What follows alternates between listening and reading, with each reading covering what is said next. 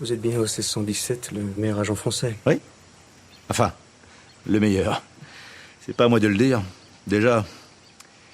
Et vous savez, comme je dis souvent, Allô, ici Fouad Berlin, sur le podcast des investisseurs qui voient grand. Bienvenue dans ce nouveau podcast 10M pour 10 millions d'euros, capital optimal de la magnifique position du Vachier.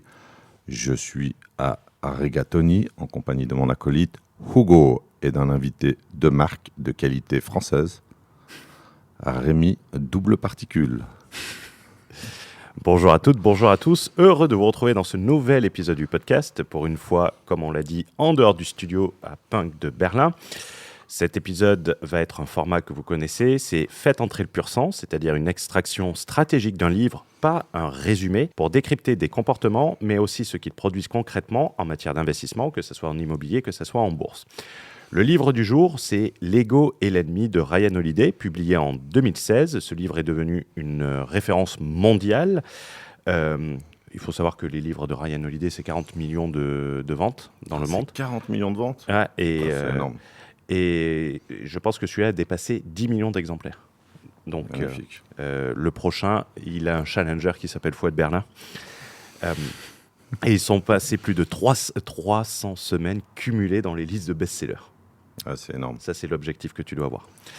C'est pas un livre de développement personnel, c'est important de le préciser. C'est un livre qui a été recommandé notamment par Robert Greene, auteur des 48 lois du pouvoir, par Adam Grant, auteur d'Original, l'un des chercheurs en management les plus influents du monde. Et pour parler avec nous aujourd'hui, on a la chance d'avoir Rémi de Truchy de Varenne, de la chaîne Parlons Long Terme, qui va permettre d'avoir une vision boursière en plus de l'immobilier, puisque l'ego est un gros frein en bourse, et c'est très intéressant.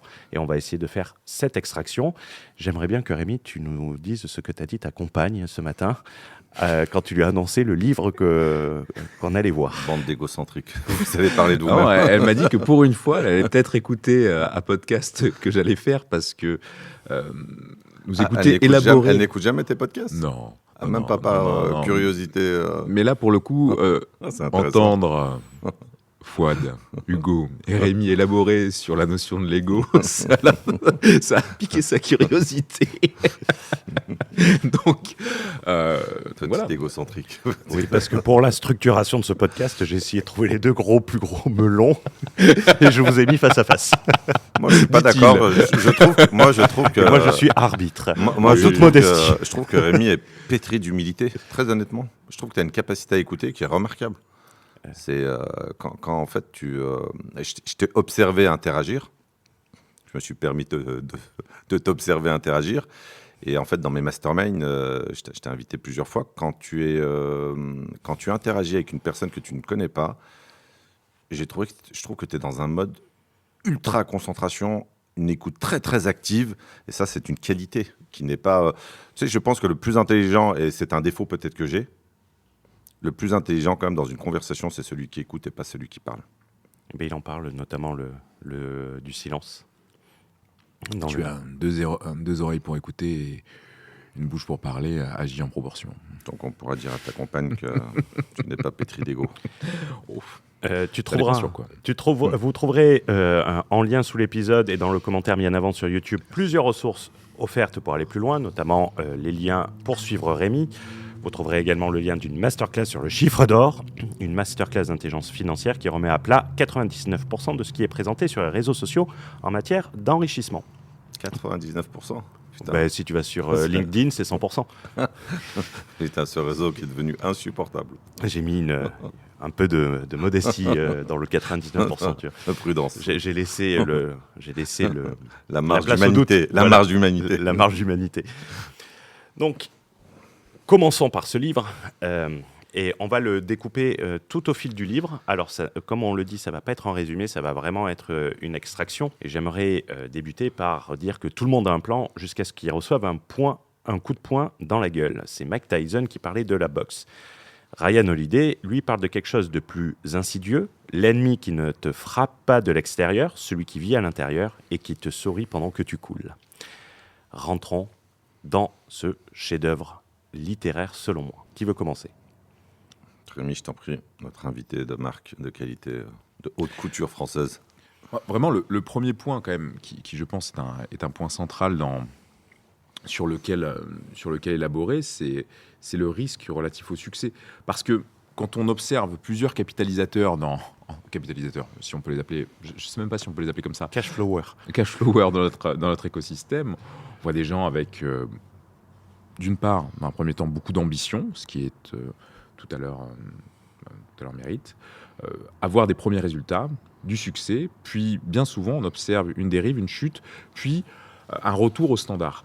Et finalement, on nous apprend à nous méfier de l'échec, de la concurrence, des crises, des mauvais marchés.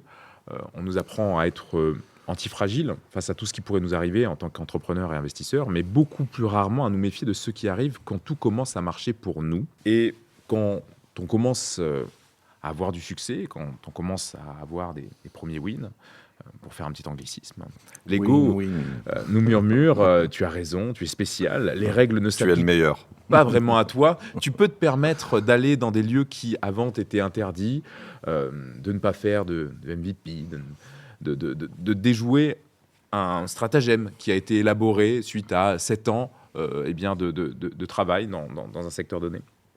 Et c'est souvent là que commence la vraie fragilité. Le succès attire le pire risque de gouvernance personnelle, confondre un bon résultat avec une supériorité durable.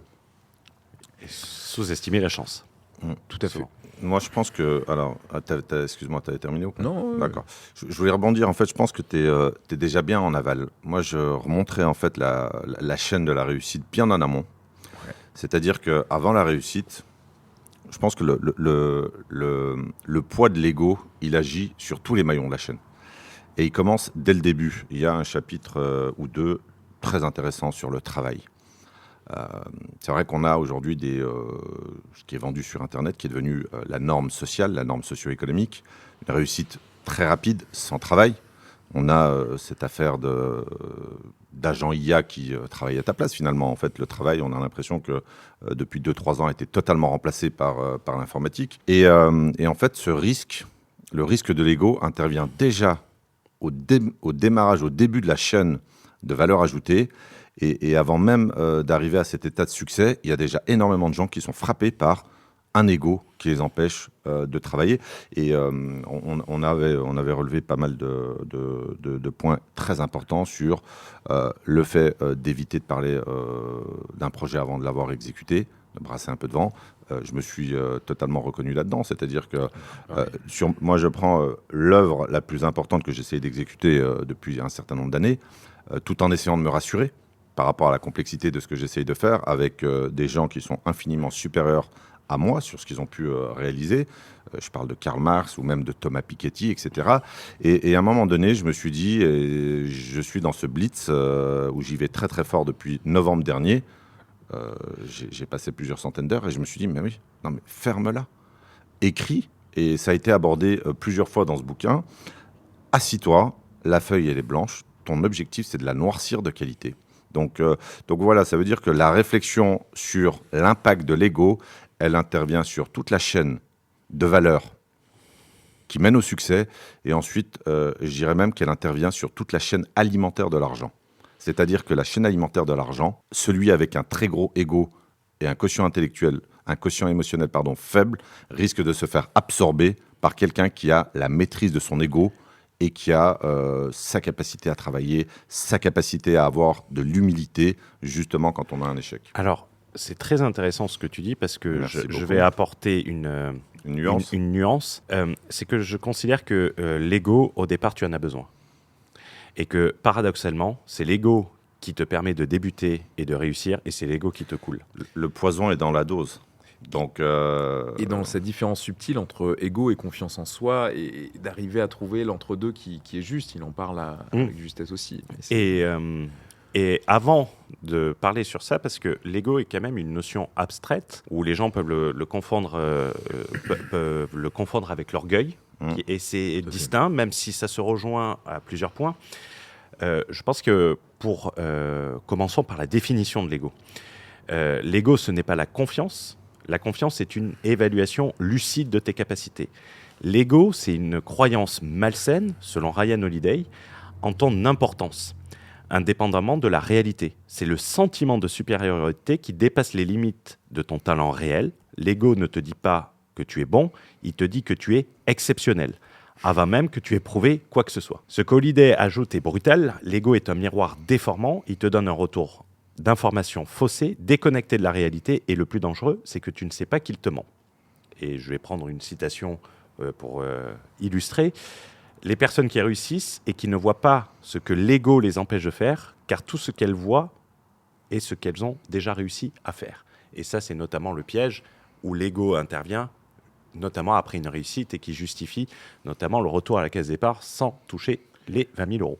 Et de ce point de vue-là, d'ailleurs, je trouve ce qui permet de... et donc là, il y a toute la problématique de la chance qui nous amène à avoir un mauvais feedback. Et ce qui permet de différencier la chance d'une réussite, c'est le caractère reproductible de ton succès. Ce qui est finalement assez difficile à établir. Ceci étant, pour compléter cette définition de l'ego propre au monde de l'investissement, selon moi, l'ego apparaît quand on ne défend plus une thèse, mais son identité dans cette thèse. Quand on ne veut plus finalement savoir si on a raison en confrontant cette thèse à d'autres points de vue, mais quand on veut prouver qu'on a raison parce que cette thèse est devenue intrinsèquement notre identité. Et c'est un des gros dangers que de se fourvoyer finalement dans un discours qui... Comme quand tu te moques de mes shorts. Oui, mais parce qu'en effet, aujourd'hui, le monde des small caps, j'ai écrit un bouquin à ce sujet, ça a été 7-8 ans de ma vie, j'ai envie d'aller coter une boîte en bourse, je suis pétri de ça, donc c'est devenu en partie mon identité. Et donc je me reconnais complètement là-dedans. C'est difficile d'aller justement, et quand tout à l'heure, Fouad disait avec justesse qu'il y avait un vrai piège à parler avant d'avoir construit. Je suis le premier à tomber dans ce piège-là en parlant régulièrement des projets que je suis en train d'élaborer. Mais en même temps, le fait de parler de ça me permet aussi d'avoir du feedback et parfois de changer de direction parce que le feedback est négatif. Donc il y a tout cet entre-deux à trouver en jouant avec son ego. Et en acceptant parfois les écueils dans lesquels ils nous mènent. Et c'est très important de le préciser parce que certaines personnes qui nous écoutent sont des entrepreneurs et des entrepreneurs qu'on peut qualifier plus de solopreneurs que d'entrepreneurs sans pour autant réduire. On est des solopreneurs, c'est-à-dire qu'on travaille tout seul et qu'on n'a pas forcément la structure de challenge. Ça veut dire que quand tu vas décider de faire quelque chose... Tu n'as pas de contradicteur. Tu n'as pas de contradicteur. Tu n'as pas un supérieur hiérarchique qui va te challenger. Tu vas pas avoir Fouad. Ou tu vas pas avoir quelqu'un où tu vas devoir lui présenter d'une telle manière parce que tu vas devoir renier sur certains points. Tu n'as que toi pour faire quelque chose. Et si ça marche, tu dis je suis le meilleur. Après, ça dépend, je pense aussi de la qualité de ton réseau. Mais moi, j'irai un petit peu plus loin dans ce que tu dis. Très peu de gens de ton entourage sont en capacité de faire preuve d'une honnêteté brutale. Parce que peu de gens sont capables d'entendre aussi un retour très honnête par convention sociale, par souhait de ne pas blesser la personne, etc. Et ce que les gens ne comprennent pas, c'est quand un individu te fait un retour très très honnête et très brutal quelque part, parce que ça déplaît, parce que ça touche à l'ego, etc. C'est une configuration finalement qui est assez rare. Donc si tu vas sur la sphère familiale, parce que je pense que le pire, c'est de parler de tes projets à ta famille, en fait. Ils n'en ont ni les compétences. Et tu vois, ça, c'est un truc qui est important, parce que tu vas en parler... The Mom Test à ce sujet. Et c'est même l'inverse, c'est-à-dire que par peur, par crainte, et même il y a un sentiment que... Moi, je suis très, très, très famille. Je pense que, voilà, il y a un peu de Sicilien chez moi, un peu de... Bref, dans les cultures où la famille est très, très importante. Et malheureusement, ces dernières années, j'ai découvert quelque chose que je pensais impensable au niveau de ma cellule familiale, même si on a une famille très large. C'est aussi la jalousie. Donc, malheureusement, la jalousie existe dans une fratrie. Et donc, le fait d'exposer tes projets, quand tu as un différentiel économique extrêmement élevé, entre un tel qui est ouvrier, un tel qui a réussi, peu importe, eh bien, en fait, parler de tes projets, ça suscite de la jalousie, et en fait, ça ne t'apporte absolument rien. Et moi, je me suis totalement senti visé là-dessus sur, il faut apprendre en fait à produire. Il faut produire. Il faut regarder ta productivité, mais surtout ta production, et faire preuve d'humilité et aussi attendre, et on va tomber sur la patience stratégique, attendre que les résultats parlent d'eux-mêmes. Tu vois, ça c'est hyper important et du coup, je suis d'accord avec ta remarque là-dessus. On peut aller un peu plus loin sur l'analyse. Et qu'il est très important, je pense, parce que le but, c'est aussi qu'il y ait un retour opérationnel. C'est que ça soit de l'investissement, que ça soit de l'investissement en bourse, c'est qu'il faut être capable d'avoir un feedback qui soit sévère. Pas et forcément l'accepter. sévère. Honnête, Non, mais- s'il est bon. Si je te dis, tu as fait du très bon travail, j'ai pas besoin d'être sévère, mais il faut accepter la sévérité si elle est basée sur de la sincérité, de l'authenticité. Et quelquefois, quelquefois de challenger. Par exemple, tu sais, on peut prendre un exemple. On va illustrer ce podcast avec des exemples en toute transparence. Tu sais, tu me demandais des questions sur le marketing. Oui. Et là, j'y arrivais. J'étais un peu... j'ai fait, non, ça va pas marcher. Il faut faire ça, il faut faire ça. Si tu veux faire ça, ça va pas marcher à cause de ça. Et je pense qu'un entrepreneur doit s'entourer de personnes qui n'ont pas forcément le même avis et qui vont surtout ne pas avoir peur de blesser ton ego. Donc, qui n'ont pas peur de te dire, tu fais de la merde. Mais ça dépend de qui? De l'interlocuteur qui te donne le bon conseil ou de la personne, de ta capacité à recevoir? Parce que l'ego, en fait, c'est ton ego à toi. Quelle est ta capacité à traiter cette information qui blesse ton ego, finalement? Mais tu vois, dans le... Ça, c'est dur. Comme je disais sur le précédent podcast, j'ai travaillé dans une structure hiérarchique avant de travailler tout seul. Et dans cette structure hiérarchique, on avait même accès au patron, au grand patron. À aucun moment, tu ne pouvais pas lui soumettre quelque chose où, tu vois, par exemple, tu as des supérieurs hiérarchiques et des gens qui travaillent en entreprise qui vont avoir une idée et qui vont avoir peur du supérieur hiérarchique qui est bourré d'ego et qui va lui dire c'est de la merde. C'est de la merde et tout ça. Donc, en fait, quand tu es sur l'entrepreneuriat pour pouvoir évoluer, pour que les personnes puissent te dire les axes d'amélioration, que tu dois prendre le bon chemin, tu dois faire preuve d'humilité. Bien sûr. Notamment sur des secteurs, quelquefois, tu as des... et ça nous arrive, quelquefois tu reçois des conseils de personnes, tu as envie de lui dire, écoute, si tu veux, on compare les bilans comptables. Mais ça serait l'ego. Parce que même un imbécile peut te donner la clé à un problème et que l'ego serait de dire, puisque tu es en dessous, puisque tu es moins bon, je n'ai pas à t'écouter. Et si tu crées cette barrière... Il en parle dans le bouquin, en fait. Il y a une citation de je ne sais qui.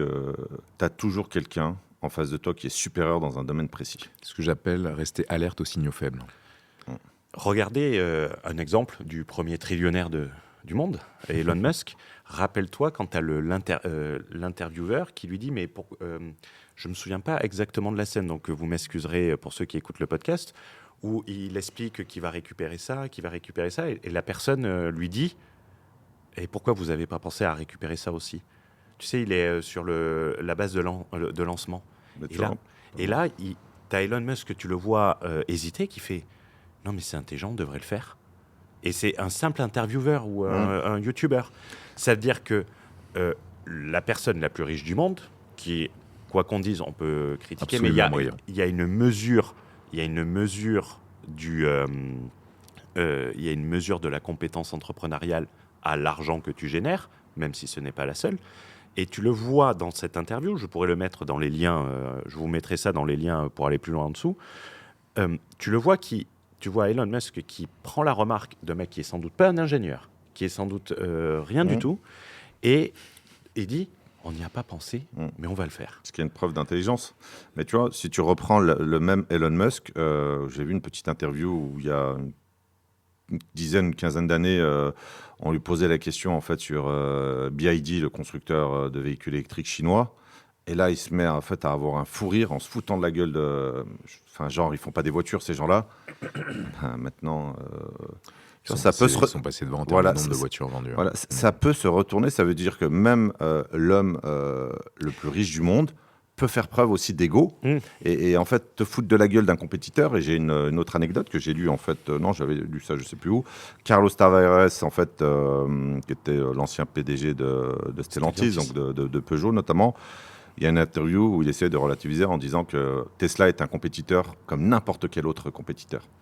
Ben ça, c'est sous-estimer en fait également la compétition, peut-être par ego ou je ne sais quoi, mais même à un certain niveau, tu as tendance à sous-estimer en fait les autres joueurs. Et je trouve que toute la complexité de l'ego réside dans la récurrence de sa problématique. Et il en parle très bien dans le livre, lorsqu'il donne cette allusion avec la poussière que tu dois finalement balayer tous les jours, Oui. parce qu'elle revient. Et ce n'est pas parce que tu as réussi à faire preuve d'humilité une fois, si tant est qu'on devrait peut-être définir ce qu'est l'humilité, que tu n'auras pas d'ego demain. Et donc, c'est une attitude profonde. C'est un cancer à traiter en permanence. C'est un cancer à traiter en permanence. C'est un mal récurrent qui peut parfois, d'ailleurs, nous être utile aussi. Et une fois que ça nous a été utile et qu'on a eu un rétro-feedback positif, on peut se retrouver dans l'écueil de trop se reposer sur lui, parce que l'ego nous donne quand même une forme de dividende cérébral très confortable. Jouissif même. Oui, tout à fait, à la manière d'une drogue, du sucre, de plein de choses. C'est super intéressant et c'est de là qu'il faut en découler, parce que tu as cette notion, c'est pas parce que tu l'as vaincu une fois Tout à fait. qu'il ne va pas revenir.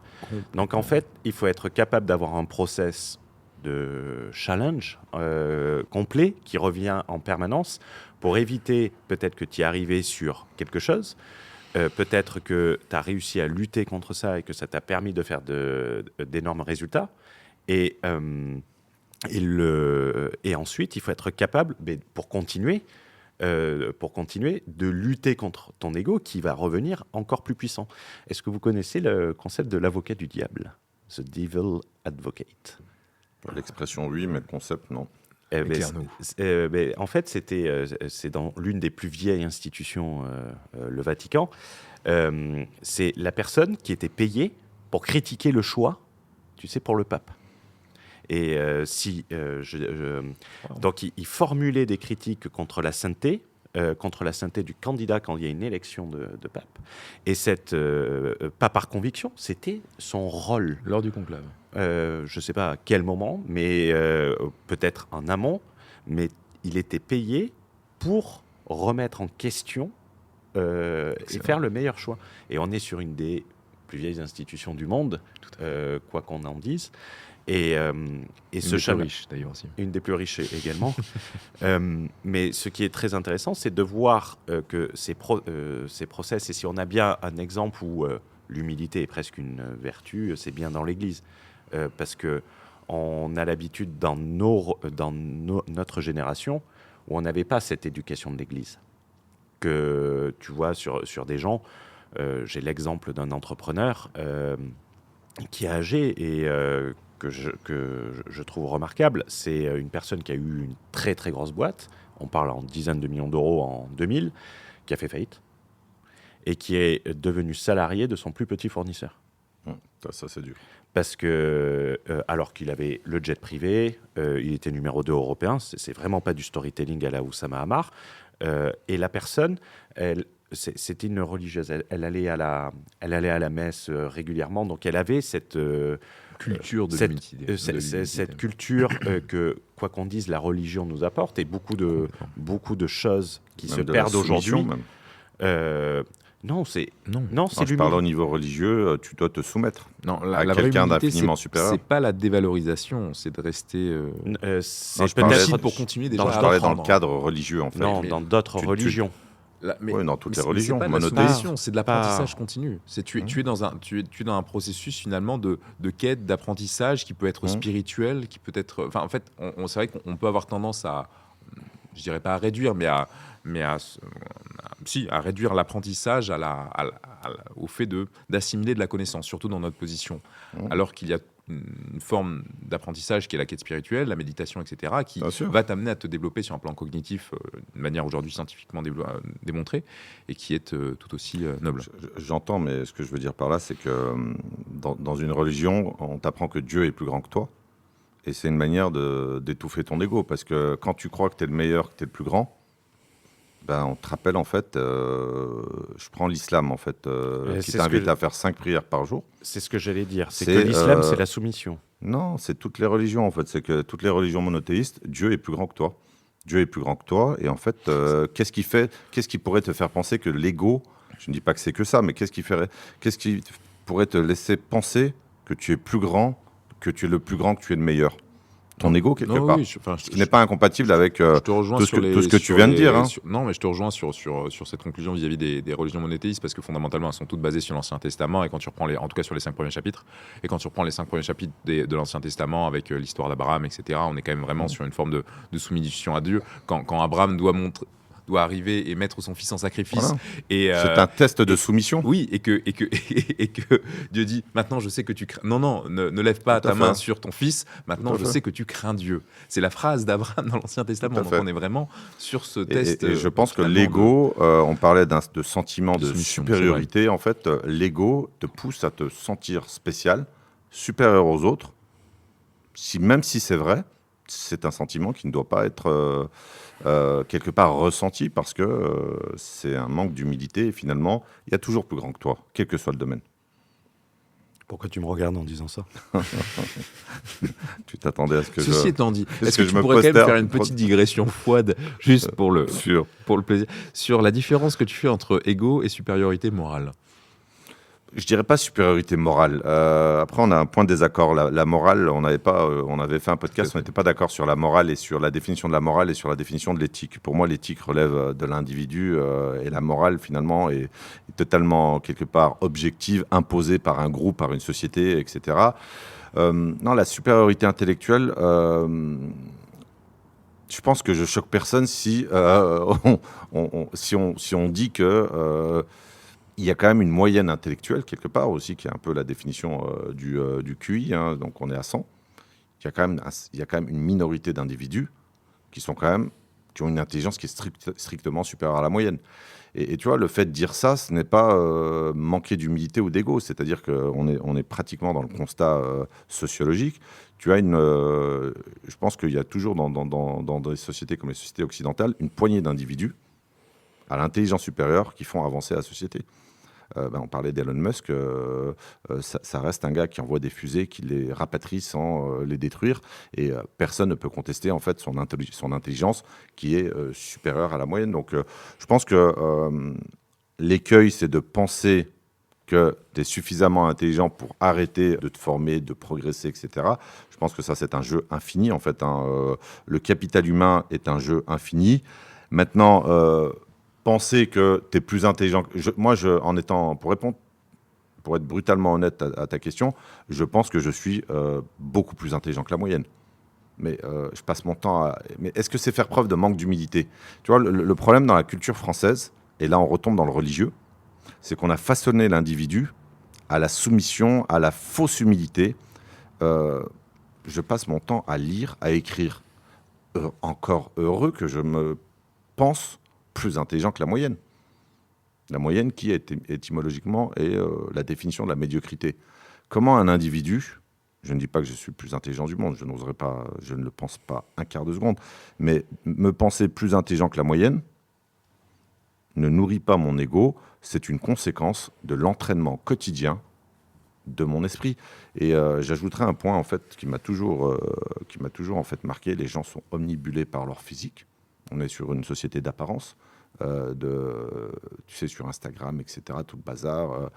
Mais combien de personnes se préoccupent de la qualité de leur cerveau, de leur capital humain, etc. Très peu de gens. C'est simplement mettre de la conscience sur voici le niveau d'intelligence moyen dans cette société. Comment on fait pour être plus intelligent que la moyenne? Il n'y a pas de secret là-dessus. Comme je pense que tu es largement plus intelligent que la moyenne. Tu sais, je pense que l'intelligence, dis-moi si tu es d'accord là-dessus, quand tu parles avec des gens intelligents, ça se ressent presque chimiquement. Tu es d'accord avec moi ou pas là-dessus? Alors je suis d'accord avec toi vis-à-vis des gens avec lesquels j'ai une affinité intellectuelle. Parce qu'il y a des formes d'intelligence pour côtoyer, pour avoir un père qui est dans le monde médical et qui côtoie des gens brillants dans le monde médical. J'ai plaisir à échanger avec eux, mais je ne peux pas pleinement profiter de leur qualité intellectuelle. Et aujourd'hui, c'est parce qu'on a une réelle affinité intellectuelle. C'est le domaine qui ne t'intéresse pas aussi. Et donc, du coup, par manque de connaissances dans le domaine, je suis uniquement dans une position du coup d'écoute active, mais qui ne m'amène pas à avoir cette forme de connexion chimique que je peux avoir avec Hugo, avec Jean-Louis, avec toi, où tu sens des gens qui pétillent de stratégie et d'intelligence et avec lesquels, parce qu'il y a en plus d'une certaine vivacité d'esprit, une connaissance de terrain sur lequel on peut échanger, de l'adhérence quoi, intellectuelle. Mais cette connexion chimique, je suis d'accord, mais je la cantonnerai tout de même à... Et tu vois, les nuances sont très importantes parce que, oui, l'ego, il faut l'étrangler, mais la conscience de soi, la conscience des efforts qu'on fait, la conscience de l'entraînement intellectuel, conceptuel, peu importe, je pense que c'est quelque chose qu'il faut quelque part cultiver sans se dire qu'une fois de plus, on est les meilleurs, etc. Non, mais culturellement en France, voilà, cette fausse modestie à la française, cette hypocrisie de l'argent, cette hypocrisie sociale, tout ce qu'il y a de négatif. Hein, je suis le premier à défendre les qualités de la culture française, mais il y a des travers qui sont très négatifs. Et d'ailleurs, on en parlait en off, mais il y a cette phrase moi, que j'aime beaucoup de Eric Emmanuel Schmitt dans son livre Les Nuits de Valogne, qui est d'ailleurs une réadaptation moderne du mythe de Don Juan, qui est l'excès d'humilité révèle l'orgueil. Et je trouve qu'il n'y a vraiment qu'un Français pour écrire ça, parce que c'est tellement vrai. écrit par un Français pour les Français. Pour conclure sur cette partie, il faut comprendre que l'ego n'est pas un moteur, c'est vraiment un angle mort. Et on peut avoir des exemples très concrets, même très récents, là où, par exemple, je parlais de l'avocat du diable, mais il y a également quelque chose qui a été fait, et juste la date vous renseignera sur pourquoi ça a été fait. C'est la Red Team. La Red Team, c'est aux États-Unis, et ça a été créé bizarrement le 12 septembre 2001. Je pense qu'on comprend pourquoi ils en avaient besoin.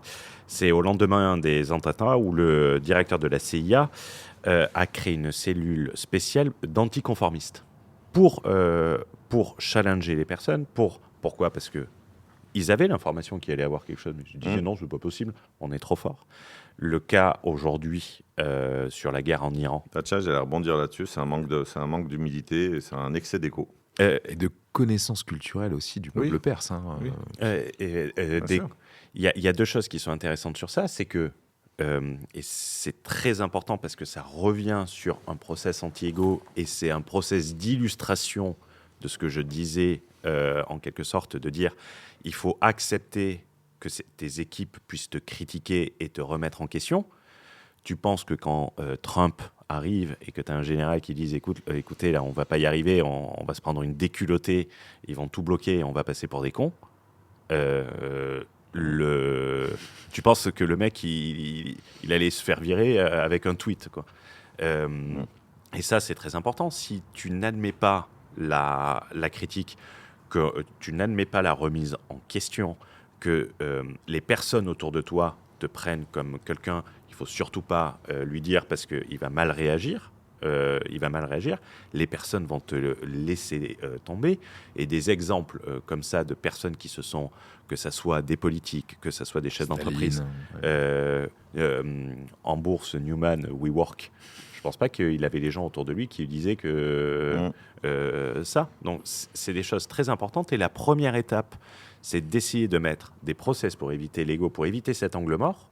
Parce que le principe d'un angle mort, c'est que tu sais qu'il y est quand tu tapes dans la voiture. Soit tu le vérifies, mais si tu le vérifies pas, tu t'en rends compte quand tu tournes et que ça Ces accroche. process, ils sont internes. Ils sont internes et c'est du travail sur soi. C'est pour ça Ou que... même dans une boîte. C'est dans une boîte, moi par exemple, et je salue Maximilien au passage, je salue Axel également, je leur fais, n'hésitez pas. N'hésitez pas, si vous pensez que c'est de la merde, tu prends ton téléphone. Quand je sors de quelque chose, j'ai tout le temps le débriefing, et il me dit, j'ai fait, non, le honnête, parce que la critique, on va dire... Mais ça, c'est très intelligent. Mais c'est pas la portée et de j'ai tout le monde. le feedback immédiat, et en ayant le feedback immédiat, ça te dit, ok, il faut que j'améliore ça, il faut que j'améliore ça, mais il faut accepter, savoir prendre, et aussi être entouré de gens qui vont pas tomber dans la... il faut pas tomber dans le sadomaso. Oui, bien sûr. C'est de la... ça se trouve dans la nuance. Donc... Voilà. Ce que tu as dit en introduction, un point sur lequel je n'étais pas forcément d'accord, parce que je pense qu'il y a des disciplines qui ont tellement été pratiquées par des intermittents du spectacle que la discipline est dévalorisée. Comme quoi? Tu as dit, ce n'est pas un livre de développement personnel, c'est un livre de développement personnel, au sens noble du terme. Oui. C'est un livre de croissance personnelle, puisque l'ego est... alors, tu as dit, c'est quelque chose qui n'est pas visible. Oui, ça relève de la psychologie. Le développement personnel, la psychologie, c'est deux choses qui ne sont pas forcément palpables, et c'est quelque chose, en fait, qui est totalement dévalorisé parce que c'est comme la sociologie. Il y a un gars que j'aime beaucoup qui fait des conférences sur l'IA. Il a écrit un super bouquin, Ne faites pas d'études, c'est Laurent Alexandre. Ça te parle? Pas du tout. Oui. C'est un pote, c'est un ami de Stéphane Allard, d'ailleurs. D'accord, oui. Dont le neveu est un des fondateurs de Mistral, celui qui est en tête de gondole sur les... Et il a une fortune. il a vendu Doctosimo, je crois, un truc de genre. C'est un très gros entrepreneur. Très franc, très cash, Ouais, etc. ouais, et à chaque fois qu'il prend un exemple pour dire faites pas d'études, votre master en sociologie, etc. Donc je pense qu'il y a des disciplines en fait qu'on dénigre et on n'ose plus les utiliser comme cadre de référence parce que prenons le développement personnel, on a du David Laroche. On a des espèces de gourous qui font du motivationnel et pas de la modification structurelle de l'individu par de la technicité, par de la croissance. D'ailleurs, c'est le terme québécois que j'aime beaucoup. La croissance personnelle. On ne peut pas croître sans pratiquer la discipline. Donc, de mon point de vue, tout ça relève de la croissance personnelle. Et l'argent n'est que la conséquence en fait de tout ce travail structurel que tu fais sur toi et pas. On était ensemble à un séminaire, je ne sais pas si vous en souvenez, et l'introduction. Et j'aurais mis ma main à couper. D'ailleurs, il y a eu sur 2 années l'intervention sur la partie ce qu'on appelle dev perso. Je ne sais pas si vous en souvenez. Oui, le why. Oui, mais alors il y avait le why que je ne peux plus lorsque le concept est en état de violation publique. Donc, et par quoi étaient introduits à chaque fois les... En plus, c'était marrant, c'était le gars qui était très virulent sur la 2e année là, par rapport à... Tu sais, tu lui avais fait un retour brutalement honnête, qu'il n'a pas su apprécier en fait à sa juste valeur. Et tu viens de comprendre, mais par quoi, sur 2 années différentes, les intervenants... L'anecdote, il faut illustrer. Non, mais alors, les deux... Alors, on a intervenu... on est intervenu à un séminaire. Ouais. Sur 2 années consécutives, les 2 personnes différentes ont fait une intervention sur le développement personnel. Par quoi a commencé l'intervention? Fermez les yeux. Voilà, ce qui est caricatural. Et ensuite, il faut faire quoi? Danser, bouger. Et c'est ça qui détruit en fait une discipline qui est noble et qui est indispensable. Et c'est pour ça que là-dessus, je pense qu'il faut faire attention à séparer. On en parlait de séparer, faire la distinction entre l'homme et l'œuvre. Il faut faire une distinction entre l'intermittent du spectacle, de la discipline, même si c'est une référence marketing et commerciale, et la discipline elle-même. Quel était le commentaire qu'il n'avait pas su apprécier déjà? Son intervention était merdique et tu lui as dit de manière très diplomatique que c'était de la merde, tout en lui rappelant que tu as été très virulent avec Fouad hier. En fait, on était dans le van et en 10 minutes, il pensait que j'allais lui expliquer comment lever plusieurs millions d'euros, sachant que ça me prend 50 heures en mastermind sur 3 jours. Il était très limite agressif, etc. Et quoi d'autre? Et moi, je lui avais dit le soir même, j'espère que tu vas pas nous faire danser. Et il a commencé par ça. Donc voilà, c'est marrant. Moi, j'ai une hygiène de vie et qui est une règle de vie. Quand je vais à un restaurant et que je suis déçu, j'évite d'y revenir. Oui, sauf si tu as été exclu du restaurant. Non, je plaisante. C'est pour la bonne cause. Ça, c'est de l'ego. Hein, ça, c'est l'ego. Ça, c'est de l'ego. Passons à la partie 2 que vous avez tous les deux introduit et je pense que ça va être très intéressant. Le piège de parler avant d'avoir construit, qui est développé. Et je vais écouter parce que je pense que ça peut servir à tout le monde. Donc je vais vous laisser commenter sur ça. Moi, c'est pas la partie que j'ai le plus creusé. Je préfère la partie sur l'ivresse du succès. Mais cependant, je vais faire la définition pour les auditeurs. Holiday, il a identifié un mécanisme précis l'annonce comme substitut à l'action. Quand on va parler d'un projet, le cerveau libère les mêmes dopamines que quand on l'accomplit. On ressent le plaisir de la victoire sans avoir livré bataille. Résultat, on perd l'énergie qui devrait aller à l'exécution. C'est pour ça que les plus grands construisent en silence, que ce soit Benjamin Franklin qui écrivait sous pseudonyme et glissait ses textes sous la porte des imprimeurs sans en tirer aucune reconnaissance. À l'époque des réseaux sociaux, ce piège est devenu systématique, notamment avec les fameux buildings publics qui sont une connerie monumentale en plus. C'est pas forcément une connerie monumentale, mais Isma disait que c'était une connerie. Non, je suis assez d'accord avec lui là-dessus, mais bon, c'est encore un autre je sujet. dirais que c'est un risque marketing, parce que tu vas annoncer, moi je préférerais le built avec un T à la fin, in public, c'est-à-dire avec un différement de l'opération, c'est-à-dire que tu le partages quand c'est déjà fait, ce qui est plus intéressant. Bien sûr, bien sûr. Donc, qu'est-ce que vous pensez de ça ? Et pour l'introduire, l'annonce n'est pas une étape, c'est une fuite. Moi, j'en ai parlé. Je pense que la différence entre Rémi et moi, c'est que Rémi a sorti 2 livres. J'en ai sorti 0. Donc ça, c'est un fait. C'est un fait. Donc, je pense que si on parle en matière d'écriture, qui est une passion qu'on partage, la lecture et l'écriture, d'ailleurs, qui sont les moyens les plus performants pour devenir plus intelligent. Moi, en quelques mots, c'est que je me suis dit, et à juste titre, en essayant en plus de me rassurer de temps à autre, en disant, Karl Marx a mis 20 ans pour écrire Le Capital. J'écris en fait une constitution des lois du capital. Est-ce que le fait de se comparer au numéro 1 n'est pas une preuve d'ego ? Non, au numéro 1, alors oui et non. Tu vois, ta remarque est très intéressante. Et je pense qu'il ne faut pas confondre en fait la définition des standards. Oui, si tu mets... Elon Musk a envoyé une fusée à 37 ans, ça va, j'ai du temps pour non, mais sur les standards, c'est-à-dire si tes standards, c'est père riche, père pauvre, en matière d'écriture. Enfin, je sais pas, des livres comme ça, j'en sors un tous les mois. J'attends de voir la personne dans les commentaires Amazon qui va dire père riche, père pauvre était plus intéressant. Oui, mais potentiellement, il en a vendu 20 millions, 30 millions. Non, je pense qu'à un moment donné, en fait, il faut produire. Ça, je le pense fondamentalement, il faut produire. Il faut la fermer. Et je me suis dit, maintenant, en fait, ça te met de la pression en plus. Parce que tu te dis, si le livre sort et que ce n'est pas un chef-d'œuvre, après autant de patience, en fait, tu vas passer pour un con. Et voilà ma réflexion, et je me suis senti totalement visé, et à juste titre, et du coup, je me suis dit maintenant, écrit, et là c'est ce que je fais, je ne fais qu'écrire. Et je vais te poser une question parce que peut-être que moi j'ai une déformation familiale par rapport à ça, que j'expliquerai après. Est-ce que le fait d'en parler quand tu en parlais de ton livre, est-ce que ça te dégageait est-ce que tu t'es senti... valorisé ?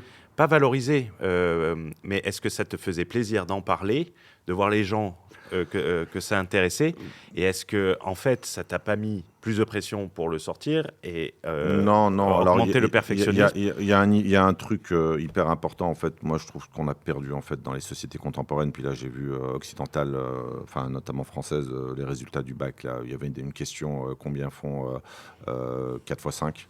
Ils ont réintroduit le calcul mental. Je pense qu'on a perdu un niveau d'exigence. Et une fois de plus, c'est pas pour me rassurer, mais je prends Robert Greene, qui est quand même quelqu'un qui a produit des œuvres intéressantes. Il a tellement tardé à livrer le livre à l'éditeur qu'à quelques semaines près, il a failli se faire virer par son éditeur. Robert Greene, c'est 5 ans pour écrire son premier livre. M.J. DeMarco, c'est 5 ans, etc. Après, je dis pas ça une fois de plus pour me défendre, mais ce que je veux dire, c'est que la production d'un livre de qualité, c'est comme un accouchement, ça prend du temps, c'est dur, ça dépend le niveau d'exigence que tu mets. Et ça, c'est important aussi de mettre de la conscience là-dessus, ce qui n'enlève pas le fait de la fermer, de produire et de travailler, et c'est ce que je fais. Et c'est pour ça que je dis que je me suis senti totalement visé dans ce bouquin à ce niveau-là, et ça ne doit pas non plus occulter le fait que je me suis mis à un niveau d'exigence stratosphérique, et franchement, je suis pétri d'humilité, peut-être que ça ne se voit pas, mais c'est la vérité en fait. Simplement, c'est que mes références, et je l'assume, mes références, ce n'est pas Robert Kiyosaki. Oui, mes références, quand je lis un Thomas Piketty qui a vendu 3 500 000 exemplaires de son livre, oui, je me dis, Fouad, est-ce que ton livre est d'un niveau supérieur quand on traite du capital à l'échelle individuelle et pas macroéconomique? C'est ça la différence. Karl Marx a traité du capital à l'échelle macroéconomique. Pour l'instant, à ma connaissance, je suis le seul à traiter de la théorie des jeux appliquée au capital, qui est une première mondiale. Je suis le premier à traiter de l'enrichissement à l'échelle de la souveraineté individuelle. Ça, c'est nouveau. La théorie des jeux est une discipline assez complexe qui n'est pas traitée dans le jeu de l'argent. Et ça nécessite, ça exige en fait une quantité de travail qui est absolument colossale. Et voilà, mais le principe est quand même valable là-dessus. Voilà ce que j'avais à dire. Comment on apprend intelligemment d'une remarque dans un bouquin. J'avais toujours vu moi, le fait de parler de mes projets en amont. J'ai toujours parlé de mes projets en amont. J'ai parlé du fait que j'allais créer un logiciel avant même de partir en Estonie parce que c'était mon plan. J'ai toujours parlé de mes projets en amont. J'ai toujours vu ça comme une forme de stratégie pour me mettre de la pression vis-à-vis du regard des autres, comme pour le fait de clarifier la visualisation aussi d'un projet pour plus facilement en trouver les clés. Et finalement, je n'avais pas vu, ce qu'il nomme très bien dans le livre, cette espèce de dividende psychologique que l'on se verse avant d'avoir créé de la valeur, qui est associée au fait d'en parler. Et il a raison de le souligner, et c'est une problématique. Le tout, selon moi, si on a l'audace de faire ce choix, c'est d'avoir l'humilité aussi de changer de direction lorsque on présente ce genre de projet à des gens à un niveau, enfin, qui ont fait plus de choses que nous, ou moins, mais en tout cas qui nous font des retours qui nous orientent dans d'autres directions. Et récemment, on a arbitré un projet de logiciel parce que on m'a dit, globalement, qu'on était des gens qui étaient censés qui pouvaient en faire la promotion. On dit non, ça, on n'en fera pas la promotion parce qu'il y a tel et tel et tel souci. Ça m'a donné des signaux faibles finalement d'un positionnement de marché qui n'était pas le bon. Et je comprends en tout cas le fait que le silence est parfois l'incubateur des choses qui dureront, l'incubateur de choses qui se protègent mieux aussi.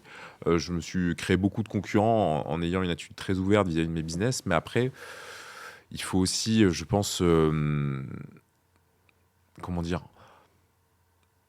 on parle beaucoup de product market fit, mais je pense que c'est important aussi d'avoir son fondeur market fit. Et moi, le fait de jouer sur l'hypertransparence dans la manière dont je me développe, ça a toujours été aussi la manière dont j'ai procédé pour progresser et me développer. Donc, trouver l'entre-deux là-dessus, je trouve pas que c'est le retour, en fait, je trouve pas que c'est la partie la plus pertinente du livre. Parce que je trouve qu'on peut faire preuve d'humilité en partageant ce que l'on fait, si tant est que l'on sache réadapter le cap. Alors, moi, comme je dis, j'ai une déformation, c'est familial et autant être transparent totalement. C'est que quand tu parlais de projet à tes proches, tu sais, quand tu avais un petit problème, une petite création de tension familiale, on te ressortait le projet. Que tu avais loupé. Pas que tu avais loupé, moi, mais que ressorti. Que tu avais loupé et on te le ressortait, tu vois, comme pic. Oui. Et au niveau familial, tu dis? Au niveau familial, qui peut détruire la confiance. La confiance, ouais. Moi, ça m'est, par exemple, ouais. Contrairement à certaines personnes sur Internet, j'ai quitté une position qui était confortable. Tout à fait. Et quand j'ai décidé de le faire, c'est très marrant. Je suis pas allé en Estonie pour les impôts. Je suis allé en Estonie à l'époque pour être le plus loin possible de la pression sociale. Et je parle pas uniquement familiale. Je parle également amicale. C'est la pression des pairs, en fait, qui regroupe tous les groupes sociaux qui gravitent autour de l'individu. C'est ça. Et de me dire, tiens, allez, j'ai un an de congé en retard et tout ça. Je me donne un an pour le faire sans en parler à personne. Et dans le pire des cas, j'ai le parachute, un sacré parachute. Et en fait, donc, toi, c'est pour esquiver le dénigrement quelque part. C'est pas pour esquiver le dénigrement, c'est pour esquiver. Et je pense que c'est une protection de l'ego parce que quand tu as quelqu'un qui te ressort ça dans la gueule, c'est ton ego qui en prend un coup. Et donc, tu as confiance. Donc, c'est un peu de la self-preservation, je sais pas, de la préservation mentale. De la préservation. Et de te dire, tu vois, quand tu vas être peut-être enthousiaste sur quelque chose, peut-être que la personne qui t'a donné ce conseil, peut-être qu'elle a pas, tu vois, t'as dit, je vois cet angle mort, Je l'ai eu plusieurs fois en fait. Ouais, mais- Et ça m'a. Tout le temps les mêmes? Non, ça a été des gens différents qui m'ont ciblé les mêmes objections, ce qui m'a et on est dans moi je suis dans une situation professionnelle où c'est vrai qu'on a plusieurs entreprises différentes et quand on lance un nouveau projet, ça va forcément diluer notre focus sur toutes les autres. Et donc le fait d'avoir des signaux faibles d'un potentiel mauvais product market fit, c'était pour moi, ça a été trop. Alors, et puis en plus de ça, je m'écartais un petit peu de ce que je connaissais, de ce qui était synergique avec mon domaine. On allait sortir un SaaS pour les infopreneurs, alors que j'ai toujours fait des logiciels dans le monde financier synergiques, avec du cross-sell, etc. Donc Non, mais finalement, on a fait marche arrière sur cette base-là. Alors qu'on avait mis. On avait dû mettre 10-15 000 euros dans le développement. Enfin bref, c'est pas non plus. Mais voilà. Mais c'était courageux de l'abandonner. De l'abandonner. Et on a coûts irrécupérables. T'es pas tombé dans le piège de l'escalade de l'engagement. Non, parce que non, t'avais non. mis une pièce dans la machine, Ouais. tu vas continuer. Non, et ça pareil, on a arbitré aussi une joint venture qui se passait mal, alors qu'on y avait passé 6 mois Ce qui est et très qu'on a mis difficile un de mettre petit un peu terme. d'argent. Ouais, après pour le coup, ça je pense que la bourse est forte d'apprentissage à ce sujet. Il faut savoir couper une position à Tout à perte fait. plutôt que... Ouais, Ouais. le retour de bâton est très fort, très, très rapide. Ah ouais, tout à fait. Ok. On peut passer à la troisième partie du livre qui concerne Construire loin du bruit, qui est un peu un complément de ce qu'on a vu. Construire loin du bruit, Ryan Holiday, il introduit le concept de la toile vierge. Et Fouad, tu en as parlé, j'ai beaucoup aimé ton expression. Partez d'une feuille blanche et remplissez... comment tu La l'as dit noircir. Noircissez de qualité. qualité. J'ai trouvé... je Merci. t'appliquerai celle. Je l'ai improvisé.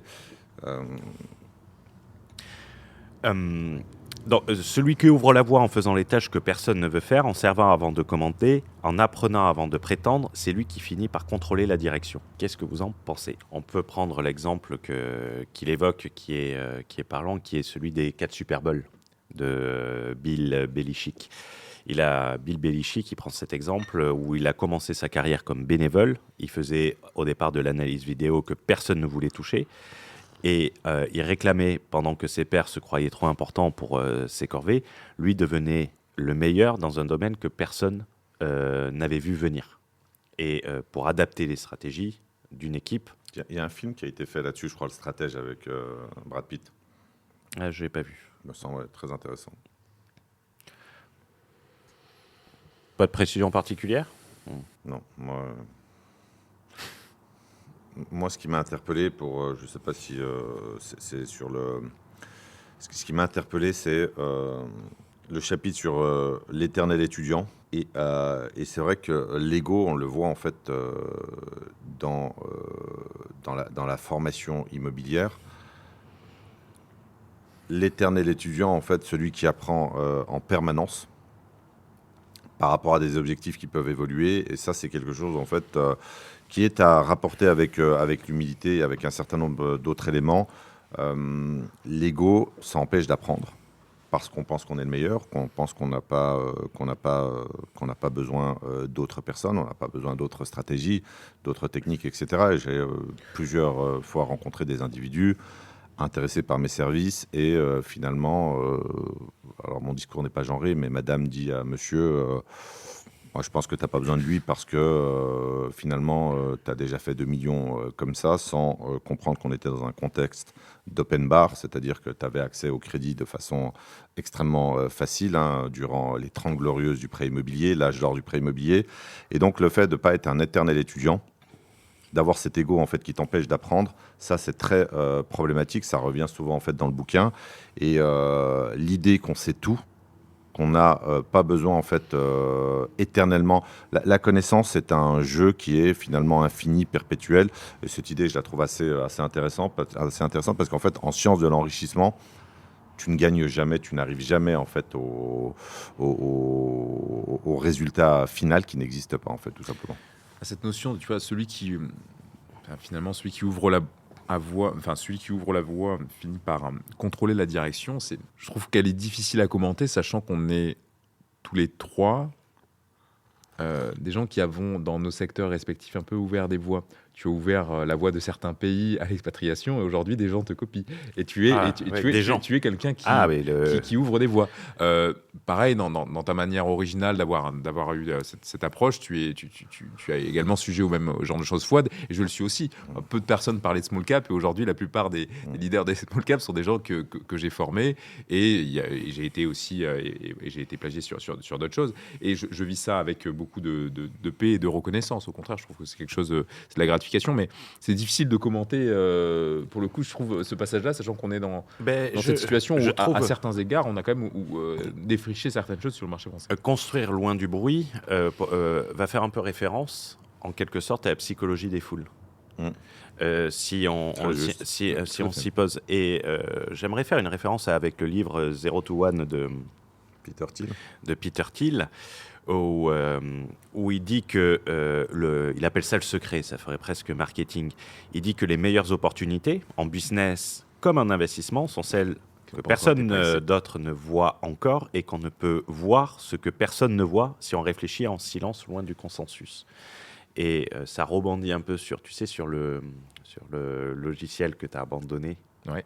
C'est intéressant parce qu'il va plus loin. Il dit que le consensus est l'ennemi de la performance. Si tout le monde te dit que c'est bien, te dit que c'est bien, c'est que c'est peut-être pas bien.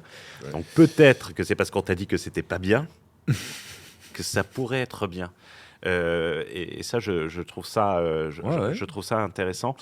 Et la leçon pour l'entrepreneur, c'est les grandes constructions se font dans le silence du contre-consensus. Quand tout le monde en parle, il est trop tard. Moi, j'avais mis une fois sur un canal Telegram que j'anime comme ça pour fun, ma maman qui m'avait parlé du Bitcoin. J'avais dit, les mecs, vendez, c'est mauvais signe. Donc, je trouvais que ça revenait un peu, cette notion, ça revenait un peu sur la psychologie des foules. Ouais, et puis sur la notion aussi de feedback, de building public, c'est vrai aussi. Ouais, c'est un bon complément à ce qu'on a dit précédemment. Passons à la partie la plus intéressante du livre, et là on va avoir de quoi dire, on va avoir de quoi illustrer, et en plus récemment, ça va faire plaisir à Fouad. C'est la partie 4, qui est pour moi quelque chose qui doit être important, qui va être le succès, c'est l'ivresse la plus dangereuse. Et c'est là que l'ego est le pire de tes ennemis. Il faut savoir qu'Holliday pose une thèse contre-intuitive. L'ego est dangereux à toutes les étapes de la vie, mais c'est au sommet qu'il est le plus meurtrier. Et c'est ce qu'on disait un peu au départ. Parce qu'il produit des preuves. Il y a de la preuve, il y a de l'illustration sur cet élément. Et on pourra faire un parallèle avec justement l'immobilier.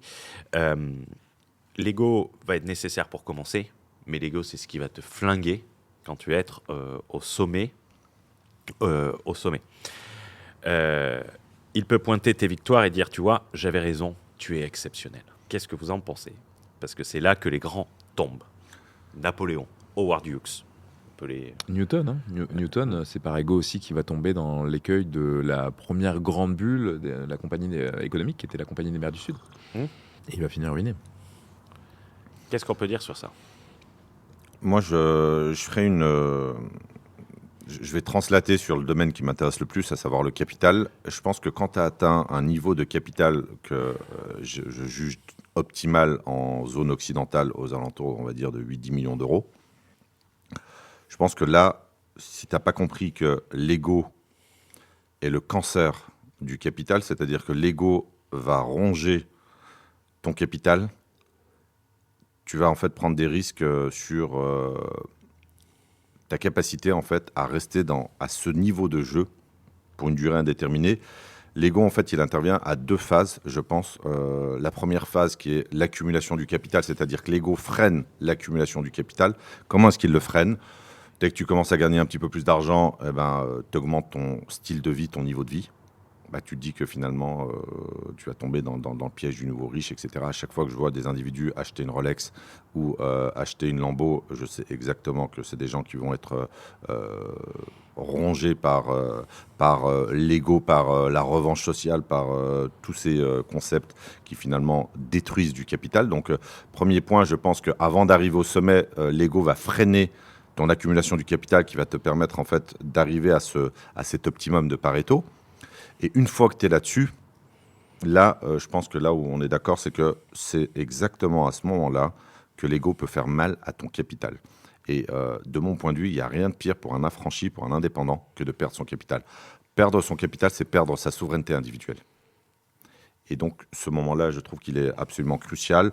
J'ai un exemple à donner. Alors, en plus, c'est un capital qui est de seconde génération et pas de première génération. Je ne sais pas si vous avez connu la marque Tati. Ça vous parle, la marque Tati? Ouais. Je C'est pense que qu'elle est Rémi est rachetée par peut-être- Ginesté. Voilà, peut-être que Rémi est trop jeune là-dessus ou est trop riche pour aller chez Tati. C'est un discounter, un hard discounter français. C'est un peu, on va dire, une des premières marques de vente de vêtements pas chers. Ils avaient tout un boulevard à la fin à Paris, boulevard Rochechouart, je crois. Et finalement, le fils Tati, qui hérite d'un joyau, par ego, décide, donc on parle d'une marque de hard discount dont la cible sont les pauvres. Les gens qui ont vraiment pas beaucoup d'argent. On parle de t-shirts à 2-3 euros, etc. Et c'est bien avant Shine, etc. On parle des années 80-90. Années 80, 90, 2000. Et donc, par ego, le fils Tati, qui récupère une belle PME, décide d'ouvrir une boutique sur la 5e avenue de New York. C'est-à-dire le temple du luxe. Et là, il commet en fait une erreur qui relève de l'ego. Pourquoi? Parce que ouvrir en fait un magasin d'art discount dans la rue la plus prestigieuse du monde, là où les gens n'en ont rien à branler en fait de ta marque de hard discount, et même une marque qui est perçue comme une verrue dans une rue qui ne vend que du luxe, qui est fréquentée par des acheteurs qui achètent des objets ostentatoires, fait que ça a été le début de la fin et la boîte a été liquidée ou revendue pour une bouchée de pain à un concurrent qui était infiniment plus petit. Et d'ailleurs, je me rappelle à l'époque, j'avais regardé l'émission Capital sur M6 et le repreneur, avant de tomber dans le giron... Jiffy. elle était tombée entre les mains d'un autre Le Bordelais, concurrent. Non, il y avait encore un autre concurrent, je ne me rappelle plus de son nom. Et le type, en fait, qui avait commencé très petit et disait « Jamais j'aurais pensé pouvoir acheter Tati ». Donc, je pense que l'ennemi du capital est l'ego. Et il faut faire attention sur les deux phases. La phase 1, l'accumulation du capital. La phase 2, la pérennité, la préservation du capital. Et je conclurai juste sur un dernier point. C'est aussi l'ego qui fait que souvent tu veux chercher des rendements trop importants par rapport à ce qui est servi par le marché. Et j'avais capté une citation d'un type qui est, qui est doté d'une intelligence sociale très très élevée, en dépit du fait que c'est un arnaqueur professionnel, Christophe Rocancourt. Je ne sais pas si ça te parle, Christophe Rocancourt. Oui. Et il a dit un truc qui était très très pertinent. Parfois, en fait, le sociologue de la rue va avoir exactement les mêmes conclusions qu'un Thomas Piketty qui a fait un relevé sur 200-300 ans.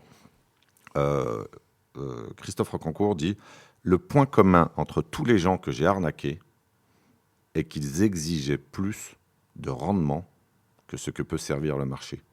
Ce que sert le marché en rendement du capital, historiquement, sur 200-300 ans, c'est 4-5%. Et là, je parle bien d'une échelle macroéconomique. Évidemment, si toi, tu as eu des rendements à 10%, c'est bien. Mais à l'échelle macroéconomique, le rendement du capital est de 4 à 5%.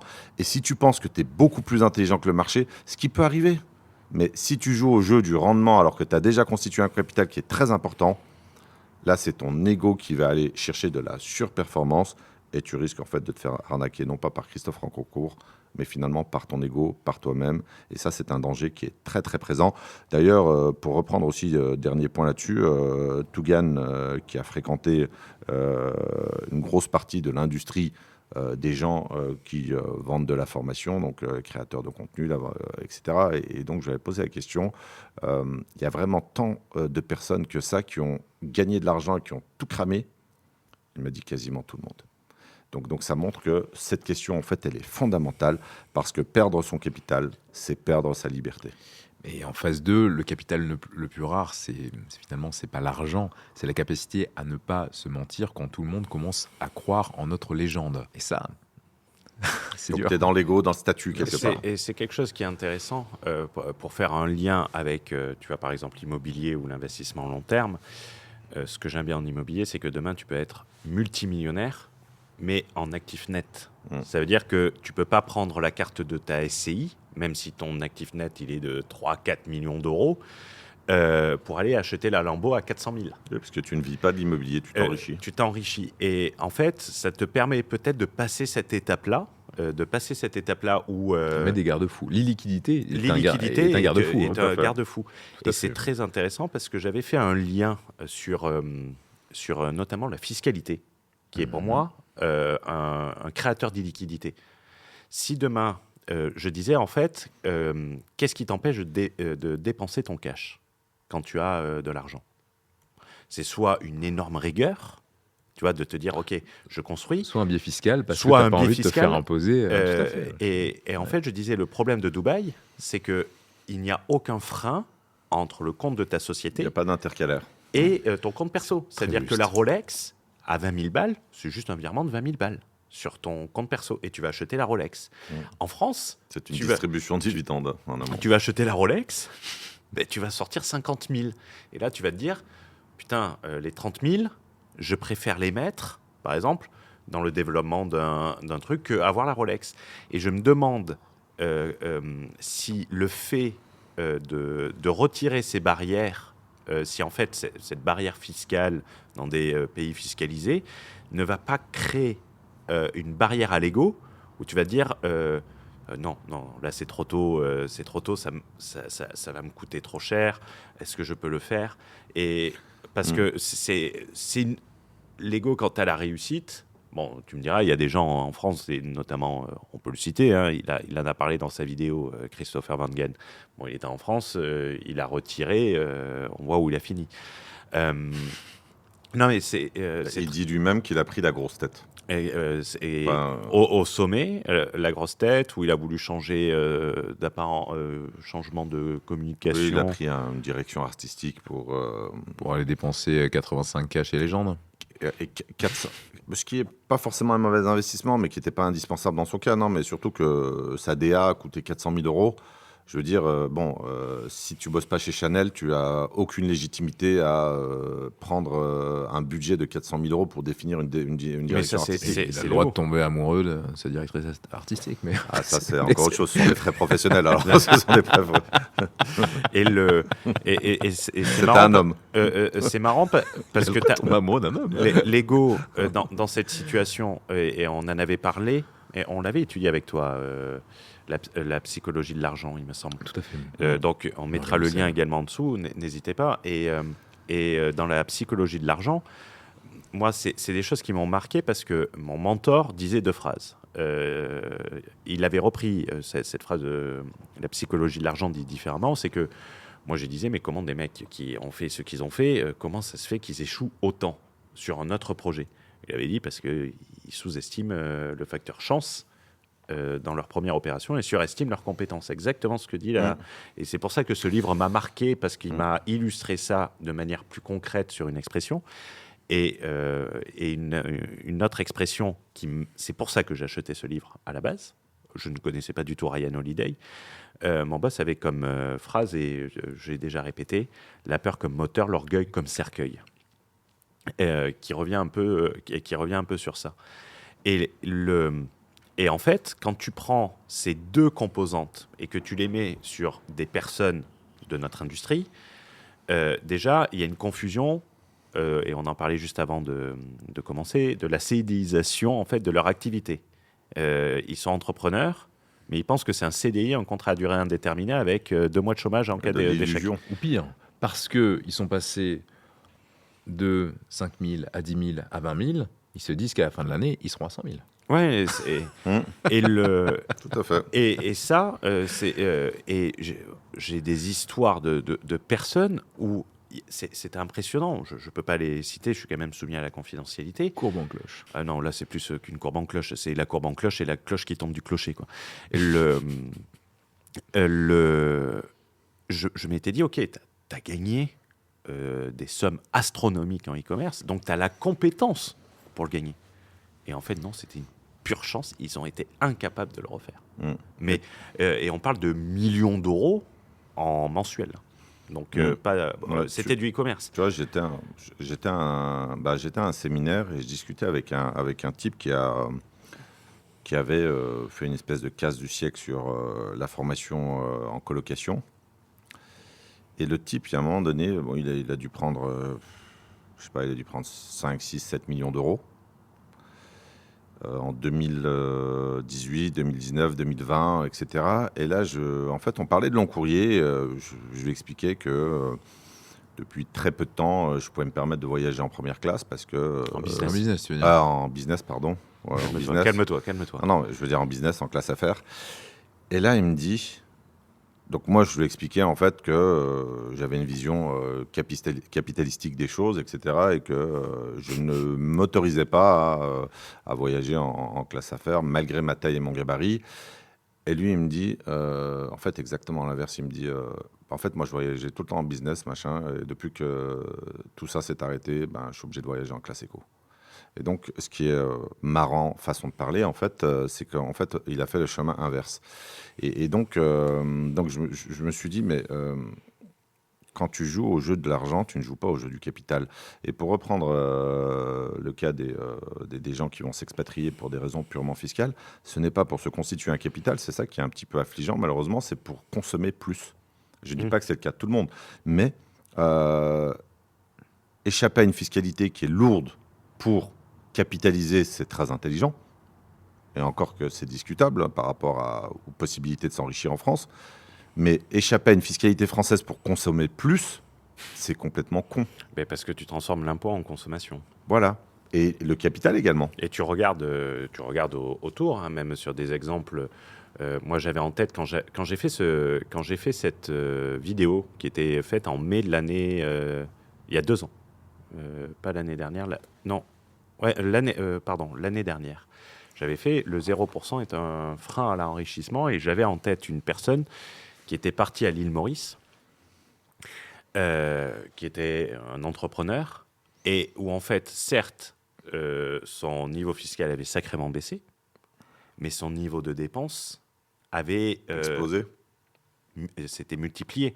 Donc au final, la somme nette qui reste, ah ouais, c'est sûr, c'est plus agréable de balancer 6 500 balles dans un loyer que dans de l'impôt. Moi, le premier. Quand je vois la facture de TVA, je me dis, putain, fais chier, je préférais le mettre dans une Porsche, quoi. J'ai pas honte de le dire. Mais la TVA, tu peux pas y échapper. Non, mais c'est une façon de parler. Donc, C'est une façon de parler. faites Mais péter la TVA, non, mais comme certains là, disent. je viens de me taper la déclaration d'IS. Ah oui, putain, la déclaration d'IS. Mais ça fait très mal, la fiscalité française, elle fait mal. Et je suis pas en France. Mais quand tu joues au jeu du capital et que tu t'appuies sur un levier extrêmement puissant qui, à ma connaissance, est l'outil le plus puissant pour créer du capital nouveau, ça fait partie des règles du jeu. Et c'est là qu'il faut avoir l'intelligence de jouer avec l'outil souhaite revendre, et de payer la contrepartie. Il faut, Mais ça, je pense que c'est un problème qui est structurel et beaucoup de gens tombent et vont tomber dans ce piège. La stratégie, c'est renoncer. Et je trouve que c'est très intéressant parce qu'on peut l'aborder de plusieurs angles, immobilier, même projet entrepreneurial, puisque tu l'as évoqué. Ryan Holiday explique que l'ego veut tout, il veut être partout, tout faire, tout avoir, et il interprète le renoncement comme un échec. Mais Holiday retourne ce raisonnement en disant que la vraie stratégie commence justement et précisément quand on accepte de choisir et donc de sacrifier. J'ai un petit point à ce sujet. Il est aussi valable sur un plan pro que perso, qui est le fait de se dire que souvent on fait des choix dans sa vie pour avoir le moins de regrets possible. Et je trouve qu'on ne fait pas du tout assez le choix et l'exercice de se dire qu'est-ce que je choisis de regretter. Parce que si on choisit de construire une famille, il y a des choses auxquelles on renonce. Le fait de ne pas l'avoir construit et de parcourir le monde comme un homme indépendant toute sa vie. Si on fait le choix de coter une boîte en bourse, il y a des choses auxquelles on renonce en termes de vie privée, en termes d'enjeux, etc. Et je trouve que le fait d'être proactif sur ses regrets, de se dire qu'est-ce que je suis prêt à regretter à la fin de ma vie, on ne le fait pas assez et c'est un excellent exercice. Choisir ses renoncements, tu dis ? Ouais, choisir ses regrets. Finalement, choisir ses regrets pour déjà faire la paix avec eux. Je trouve ça génial. Tu vois, je vais y réfléchir.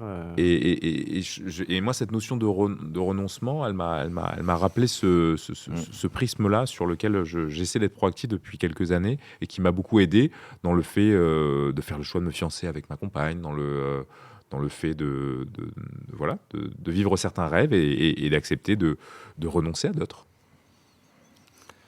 Moi, après réflexion, c'est le seul podcast qui risque d'écouter, donc on ne fera pas de blagues. Ouais, On salue Estelle. Si tu ne veux pas une interdiction de participation au prochain, il est préférable. J'ai dû négocier. T'as choisi tes regrets. Il faut aussi choisir d'éviter certaines représailles. Par la connaissance de cause. Oh non. Moi, je dirais que je suis un peu un dictateur dans Mais je mon te couple. remercie pour et c'est important de remercier parce que c'est des choses qu'on ne voit pas. Et tu vois, je t'écoutais l'énoncer et de se dire, tiens, de changer de cadre, je trouve ça Il intéressant. me semble que ça, c'est une petite épiphanie. Enfin, moi, ça a été vraiment une petite épiphanie que c'est en lisant les lettres de Jeff Bezos.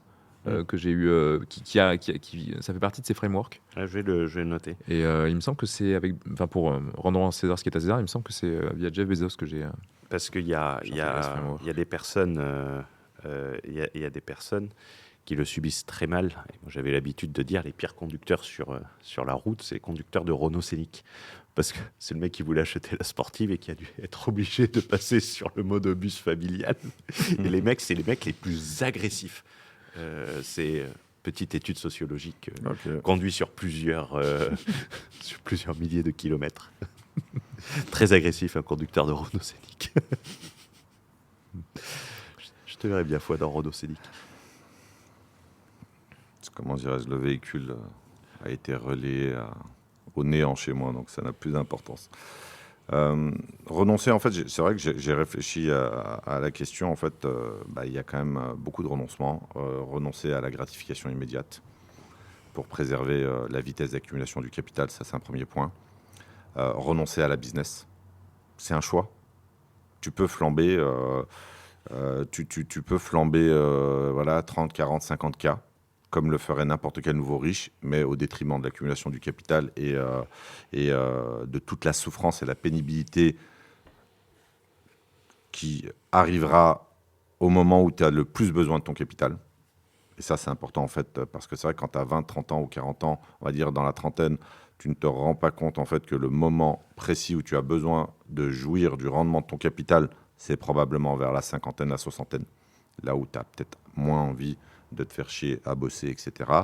C'est renoncer à ça, c'est renoncer à un style de vie immédiat, c'est renoncer à la résidence principale d'Américain, c'est faire plaisir de façon excessive sur quelque chose qui est quelque part surdimensionné par rapport à la taille de ton capital. Renoncer, c'est aussi accepter, je le dis souvent en fait en arbitrage stratégique lors des audits que j'effectue, j'en ai fait plus de 300 en 3 ans. C'est vrai que je te demande de faire 300, 400 000 pas en arrière, me vendre cette merde en nom propre de LMNP. Et ce que je te propose, une fois que tu as fait ces 300, 400, 500 000 pas, parfois plusieurs millions de pas, c'est de refaire plusieurs millions de pas en avant ou plusieurs dizaines de millions de pas en avant, c'est-à-dire la définition de l'exécution, la réalisation de ton objectif que tu as toi-même défini. Donc parfois il faut renoncer à, et c'est dur, parce que pas plus tard que la semaine dernière, cette semaine j'ai fait des audits, j'en fais 3 par semaine. Le type avait acheté ces trucs, ces 2 biens en LMNP en nom propre, je sais pas, il y a peut-être 3 mois en arrière. Et je lui dis, écoute, non seulement c'est sous-dimensionné, mais le véhicule d'investissement n'est pas bon par rapport à la taille de ton objectif.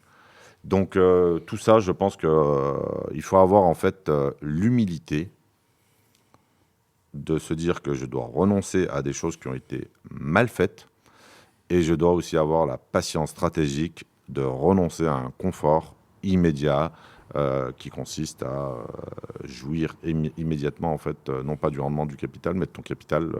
Et ça, c'est la pire règle pour moi dans le jeu du capital. Consommer son capital est la pire chose que tu puisses faire, en fait, dans ce jeu-là. Tu as Michael Porter, qui est qui est un grand théoricien en management, Stratégie. en gestion d'entreprise. Fondateur du BCG, je crois.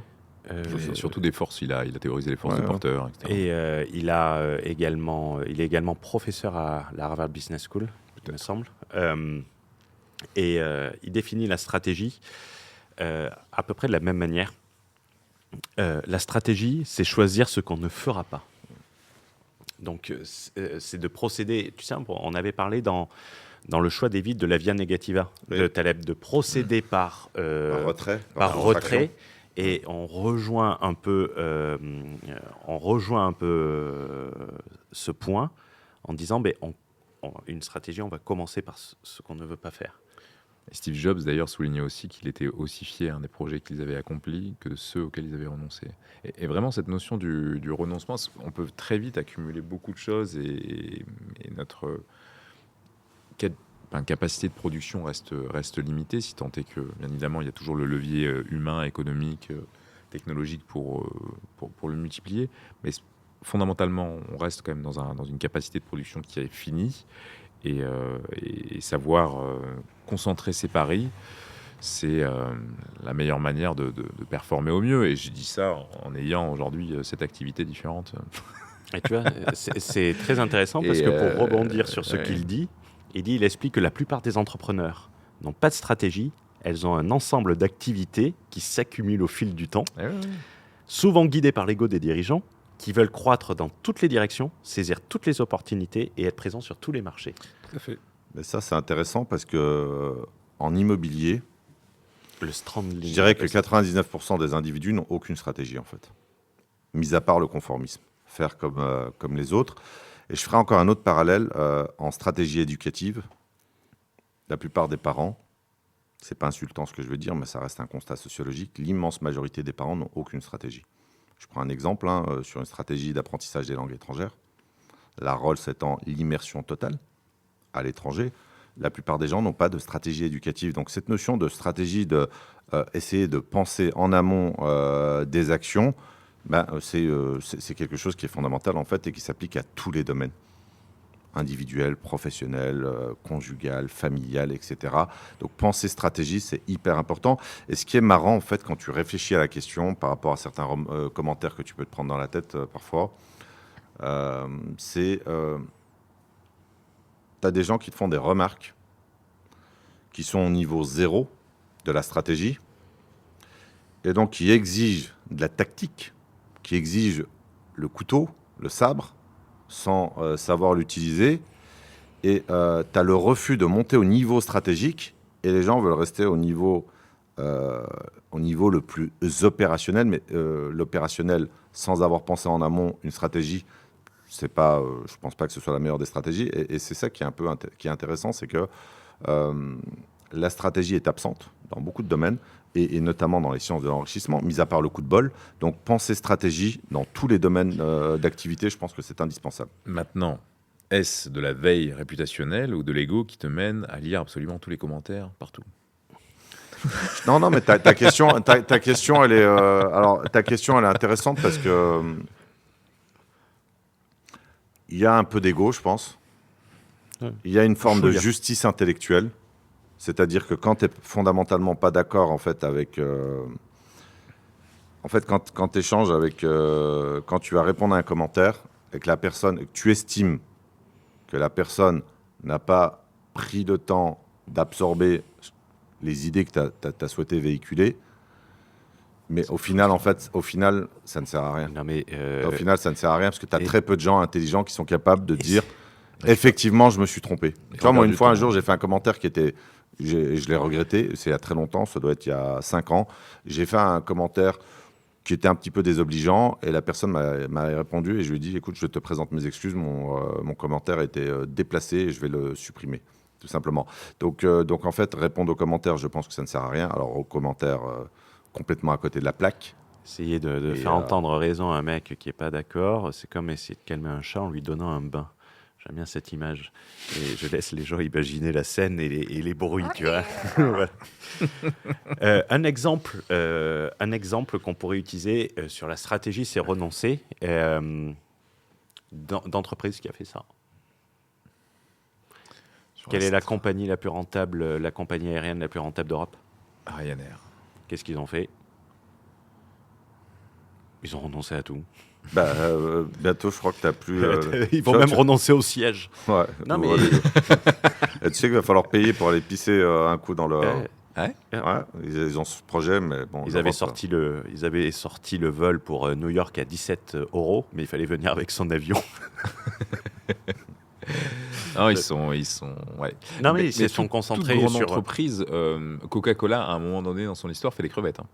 Toute grande entreprise, à un moment donné, perdu dans cet écueil d'aller finalement dans des secteurs qui ne sont pas les siens. Et je pense qu'il y a, enfin voilà, ça fait partie du processus d'essais-erreurs, et on n'est pas exempt d'erreurs, et on en fera forcément, et il faut savoir surtout parfois les arbitrer, et idéalement les arbitrer du mieux qu'on peut. Ça peut se faire en revendant, en renonçant à des projets tout simplement et en accusant notre perte, en se reconcentrant. Mais en tout cas, rester proactif dans cette réflexion d'arbitrage dans une perspective de concentration, c'est pertinent. Juste une petite, sur un partage personnel.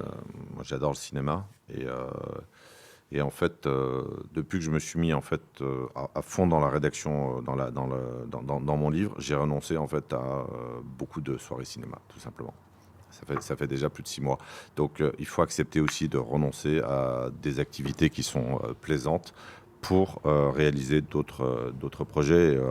L'entrepreneur, tu parlais d'entrepreneur, c'est Steve Jobs, quand il revient chez Apple après s'être fait virer et sa traversée du désert, il décide de supprimer 90% des produits qui ont été développés par Apple. Donc il avait aussi l'habitude de convoquer ses cadres, et donc il mettait toutes les priorités et il retenait 1 ou 2 priorités. Donc on est une fois de plus dans une stratégie de la soustraction, de l'élimination.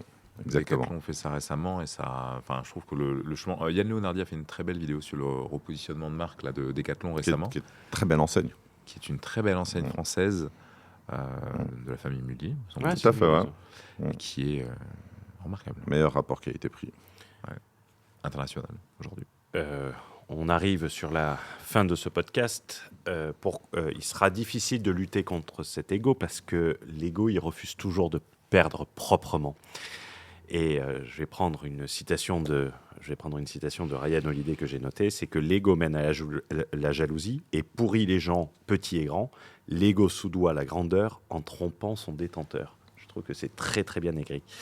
L'échec ne te détruit pas, c'est le récit que ton ego en fait qui te détruit. Qu'est-ce que vous en pensez? Parce que Holiday, il consacre toute une partie du livre à l'échec, et que généralement, c'est l'ego veut nous faire éviter l'échec, mais nous y conduit indirectement. Et il y a cette problématique de se mesurer aux autres, qui est un vrai écueil. Et vraiment, moi, en phrase de conclusion, qui est dans ces phrases qui dénotent, je trouve, dans le livre, c'est lorsqu'il dit que le potentiel, c'est le meilleur absolu dont vous êtes capable, et c'est la seule chose qui doit finalement nous omnibuler. C'est notre potentiel, et qu'est-ce que l'on est capable de produire indépendamment de ce que les autres produisent, indépendamment de ce que les autres nous renvoient comme image de nous.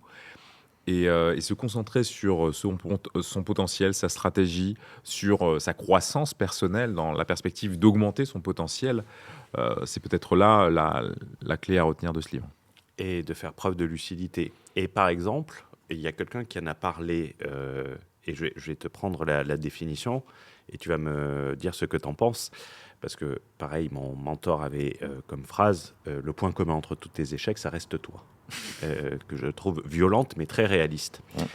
Il dit que dans l'échec, Ryan Holiday, il dit que c'est là que l'ego révèle sa vraie nature. Face à l'échec, l'ego a un réflexe automatique, trouve un coupable, le marché, les associés, la conjoncture, les autres, tout plutôt que soi. Et j'invite les gens à regarder la vidéo de Christopher Van Gogh en ayant écouté cette partie, et vous allez voir comment l'ego... Il n'y a aucune remise en question personnelle. Comment l'ego justifie un échec.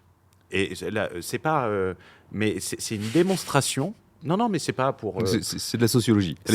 Non, c'est la sociologie. Mais en fait, et je lui ai mis en commentaire. Je lui ai mis en commentaire le point commun entre tous tes échecs, ça reste toi. Je lui ai mis en commentaire, il a liké le commentaire, donc il a trouvé ça bienveillant. Il n'a pas supprimé. Mais tu vois, tu as une illustration, quand les gens le regardent, ça demande un courage de l'évoquer comme ça. Oui, mais il y a quand même la manipulation, tu vois, dans la manière dont c'est rédigé. Je t'ai menti. Moi, je trouve ça insupportable, peut-être parce que j'ai un regard particulièrement lucide et réaliste sur les manœuvres humaines, mais en fait, si tu veux, si on reprend ces cas-là, si tu veux, c'est que je vois pas de grande différence entre un gagnant du loto de la Française des Jeux et un gagnant du loto d'Internet. Pour moi, il y a très peu de différence, mis à part quelques compétences en marketing. Si tu enlèves les compétences en marketing, il n'y a pas vraiment de grande... je finis ma démonstration. Et si je prends ce cas-là, c'est comme si tu avais un gagnant du loto qui blâmait la Française des Jeux pour ne pas avoir reproduit son gain. C'est un peu la même chose, c'est-à-dire que tu as gagné une fois, tu étais là au bon moment, Covid, les gens se faisaient chier, voulaient de la liberté, de l'argent, de l'indépendance, etc. Tu as gagné, c'est super, tu n'as pas converti tes flux exceptionnels en capital, tu n'as pas compris que tu as commis une erreur capitalistique, et là tu vas blâmer tout le monde, sauf toi, ce qui démontre que tu as un lieu de maîtrise externe et pas interne, ce qui est un frein à la croissance personnelle. Ce que tu appelles le locus interne externe. Les Anglais appellent ça le locus de contrôle externe et les Français appellent ça un lieu de maîtrise externe. Donc tout ça est très problématique et si tu veux, le fait de se dire que je vais blâmer la Française des Jeux parce que, comme on sait qu'il y a beaucoup de gagnants du loto qui font faillite, c'est un peu le parallèle. Je suis un peu dur, radical sur le parallèle, mais pour moi, il n'est pas très loin de la réalité. Et quand tu as 100% des gagnants qui sont perdants, in fine, dans le jeu, dans l'industrie qui nous intéresse, 100% des gagnants perdent leur capital. 100%. Non, mais pratiquement, on va dire, pas 100%. Allez, mettons, ayant de l'humanité, mettons 90%. 90%, tu as raison. 90% des gens qui ont eu des flux extraordinaires. J'en ai 10% en clients, c'est à peu près juste. Voilà. 10%, donc tu vois, c'est sévère. Enfin, la réalité est sévère. Ouais. Donc cet individu fait partie du lot des 90%. Ceux qui réussissent. Et ça, si tu veux, voilà, ça sert à rien de blâmer la Française des Jeux, en fait. En fait, moi, là où je veux apporter la nuance sur ta métaphore et pas pour... non, mais je t'en prie, je t'invite à... je dirais que l'ego sur ces entrepreneurs-là est beaucoup plus fort que sur un gagnant du loto. Parce qu'en réalité, ils ont créé la compétence pour faire les choses. C'est qu'ensuite, ils se sont dit qu'ils n'avaient plus besoin de les faire, ou que l'ego leur a dit qu'ils n'avaient plus d'efforts à faire. Mais le joueur de loto qui a joué pendant 20 ans, tous les samedis, mêmes chiffres, et qui a gagné, se dit qu'il a mis de la compétence. Confond pas hasard et chance. Gagner au loto, oui, c'est du hasard. Après, ça reste... Gagner sur Internet, c'est une chance. Mais ça reste une métaphore. Mais il y a eu assez d'efforts pour le créer, et de l'ego pour le détruire. Et de la reconnaissance, parce qu'il n'y a pas eu que de l'argent. D'accord. Il y a eu aussi une dose. Enfin, on est dans cette situation-là.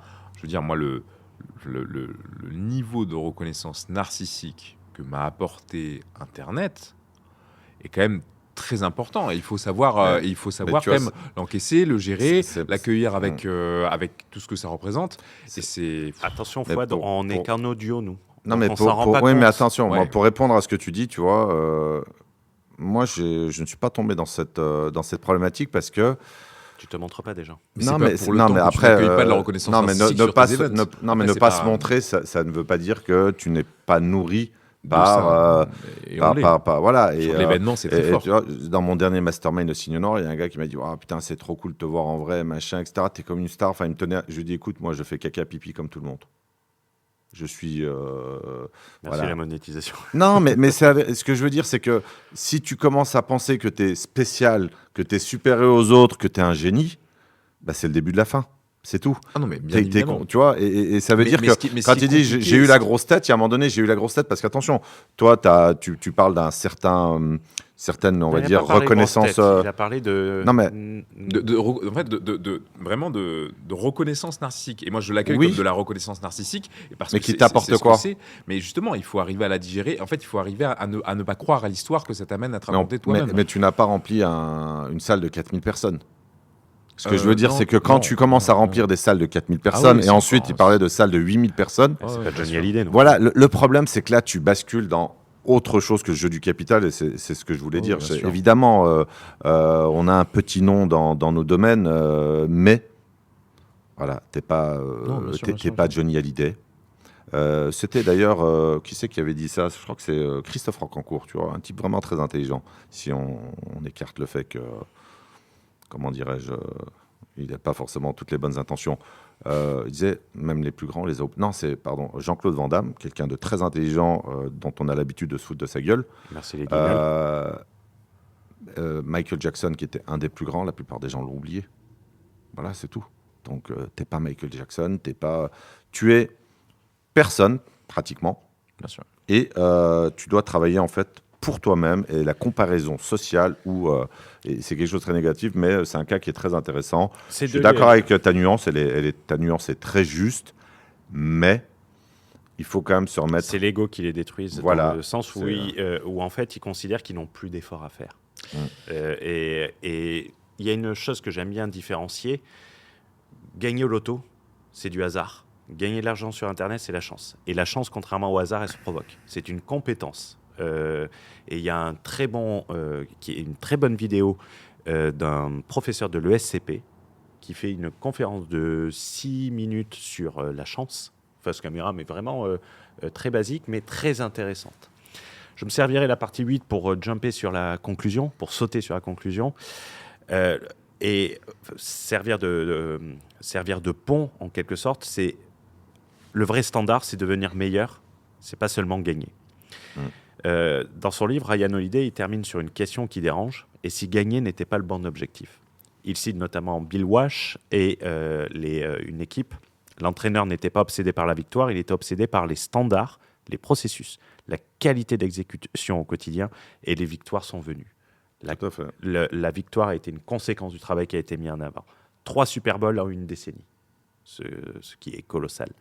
La vraie question n'est pas « ai-je gagné ?» La vraie question, est-ce que ce chemin me rend plus lucide, plus solide et plus juste? C'est la différence entre un jeu fini et infini. Et c'est là que, en fait, tu vois que l'ego, sur l'exemple qu'on citait précédemment, c'est une perte de lucidité. C'est une perte de lucidité, c'est une perte de se rendre compte que tu dois ajuster, que tu dois améliorer, que ce qui marchait à un moment ne marche plus, et de changer tout ça. Tu ne peux plus faire de la pub comme certains en faisaient en 2019. Ça ne marchera pas. Et de se dire « je suis le meilleur » et tout ça, ça t'empêche d'avoir cette lucidité. L'ego veut transformer notre vie en spectacle. Et la sagesse consiste à la ramener au travail, au standard et à la construction de notre œuvre. Tout à fait. Ce n'est que libéré de l'ego et de ses bagages qu'on peut obtenir le meilleur de soi. C'est comme ça qu'il finit le chapitre. Et je trouve ça très intéressant. Que dire en conclusion? Courte. Moi, juste un mot là-dessus, parce que je pense que c'est une compétence très importante à développer. On en parle très très peu. Ce qui permet de maîtriser son ego, c'est l'intelligence émotionnelle. Et les gens qui ont un QE très très élevé, notamment, d'ailleurs, il en parle, j'ai pas eu le temps d'en parler, Angela Merkel. Angela Merkel, exactement, qui a un ego très bas et qui, lors de son parcours, pour devenir la femme la plus puissante d'Occident, n'a été confronté qu'à des hommes qui ont tenté de l'humilier. Et finalement, c'est quelqu'un qui n'a jamais fait preuve d'ego, mais d'efficacité. C'est quelqu'un qui fait ses courses au supermarché toute seule, peut-être avec un gorille pour assurer sa sécurité. C'est quelqu'un qui met ses chaussettes avec ses Birkenstock, dont Sarkozy se foutait de sa gueule. Et au final, elle a fait 3 ou 4 mandats versus écrire un navet en étant incarcéré à la prison de la santé. Donc, ton ego va t'emmener à un niveau peut-être stratosphérique, mais la chute va être très brutale. Je préfère une Angela Merkel qui fait preuve d'humilité, une simple physicienne à la base, qui a failli être recrutée par la Stasi pour justement son niveau d'intelligence émotionnelle et sa maîtrise de soi, que des gens qui sont là tout le temps à se mettre en avant, etc. Donc, je dirais voilà simplement ça. Intéressez-vous à l'intelligence émotionnelle, essayez de la travailler, et c'est ça qui fait qu'on maîtrise son ego. On ne le maîtrise pas par magie, en fait, tout simplement. Ma grand-mère avait une expression que tu avais bien aimée. Plus haut le babouin monte dans l'arbre, plus tu vois son trou de balle. Elle est horrible, cette expression. Ton expression, elle est horrible. Non, mais elle est L'image très... est horrible. Quand tu la mets Après, passe dans la le cercle Zanga à de Merkel. l'infoprenariat, quelquefois. Ah, c'est horrible, quoi. Et oui. Oui. Et en tout cas, moi, je terminerai avec cette métaphore que je trouve vraiment très belle. L'ego, c'est comme la poussière. Ce n'est pas parce que l'on l'a balayé une fois que le sol reste propre pour toujours. Donc, ayons des garde-fous et envoyons-nous des messages et mettez des commentaires dès que vous sentez qu'il y a un petit peu trop d'ego sous ce podcast. Ça Et aidera au merci de référencement. préciser les noms, parce que quelquefois, quand vous le dites pour Fouad, il croit que vous vous adressez à moi. Alors, ce n'est pas de l'ego, c'est une marque de fabrique, c'est différent. Entendu. L'ego n'est pas ton Est-ce que ennemi le- parce qu'il te pousse à vouloir plus. Il est ton ennemi parce qu'il te coupe de la réalité au moment précis où tu en as le plus besoin. C'était- Mic drop. C'était Fouad Berlin pour vous inspirer à voir grand. C'était Hugo pour réduire le melon de Fouad. Arrête de dire ça, les gens. Truchy de Varenne, de Parlons. Arrête de dire ça, les gens vont penser que j'ai un ego démesuré En ou plus, que je n'ai pas le melon. Non, non. En plus, j'ai fait des études à Lectoure. C'est le pays des melons. Tu as fait des études où? À Lectoure, au lycée. C'est quoi Lectoure? Lectoure, c'est une ville du Gers, qui est la ville du melon. Ah bon? Le putain. melon du Gers. Ah, je là, connaissais pas. Je connaissais pas. Merci à vous tous. Merci.